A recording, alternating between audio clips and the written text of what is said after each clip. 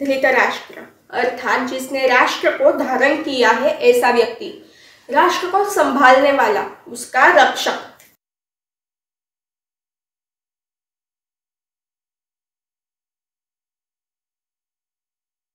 उसके नाम से ही पितामह भीष्म और माता सत्यवती की उसके प्रति अपेक्षाएं दिखाई देती है।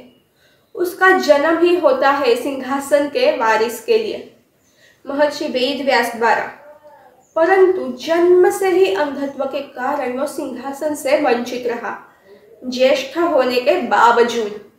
और उसने एक अलग कथा का निर्माण किया, ईर्ष्या और लालसा की कहानी। पांडु को श्राप मिलने के बाद जब वो वनवास चला गया तो उसकी वर्षों तक मन में ही दबी हुई राजा होने की इच्छा जगने लगी। और पांडु को तो संतान हो नहीं सकती, तो मेरा ही पुत्र राजा बनेगा, ये इच्छा प्रबल होने लगी। ये इच्छा उसकी पूरी हो ही रही थी कि कुंती अपने 5 पांडवों को लेकर हस्तिनापुर आ गई।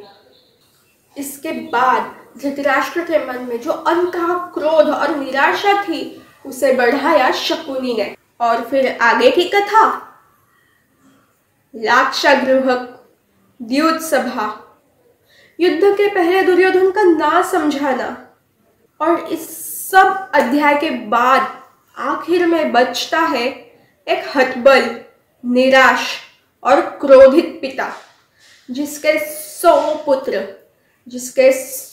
पुत्र अकेले भीम के हाथों मारे गए। अपने पुत्रों को गवाकर भी धृतराष्ट्र के मन में विवेक नहीं जागा।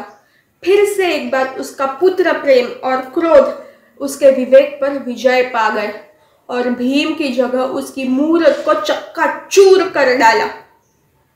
अंधा प्रेम, अति लालसा, सत्य का स्वीकार न कर पाना, ये सब ऐसे ही रूप लेकर मूरत के भांति अंदर ही अंदर व्यक्ति को चक्काचूर कर देते हैं।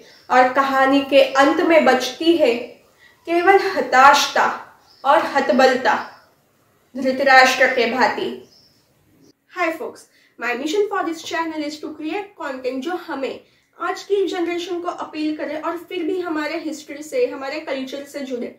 अगर आपको लगता है कि you are today's generation who finds interest in Mahabharata, please support me, subscribe to my channel and I will share one video every Sunday.